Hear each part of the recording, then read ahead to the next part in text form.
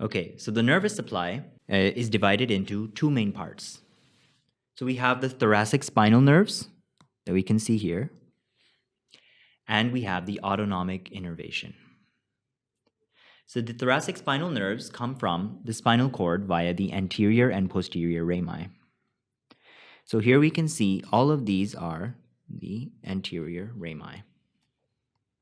And we'll discuss these things in more detail when we learn about the nervous system of the thorax in more detail. The posterior rami supply the back muscles and the skin, and the anterior rami supplies the anterior aspect of the thoracic wall and skin. In this diagram, you can only see the anterior rami.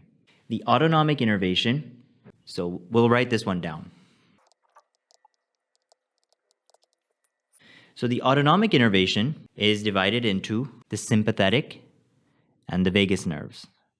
So we have the sympathetic chains, and we have the parasympathetic supply, which is the vagus nerves. Okay?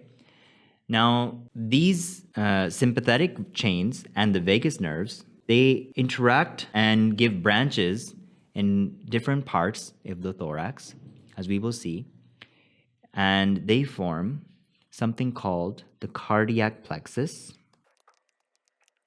the pulmonary plexus, and the esophageal plexus.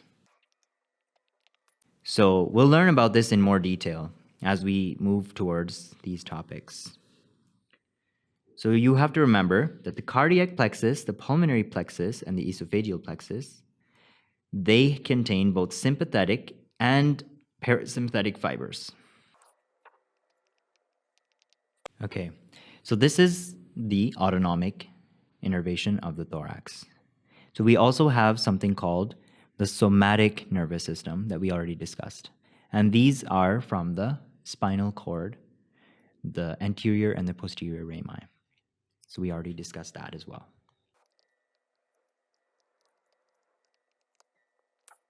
So both of the nerves that are derived from the anterior rami and the posterior rami, they supply the muscles, the skin, and they supply the thoracic wall and the skin on the anterior aspect. Well, there you have it. That's the overview of the nervous system of the thorax.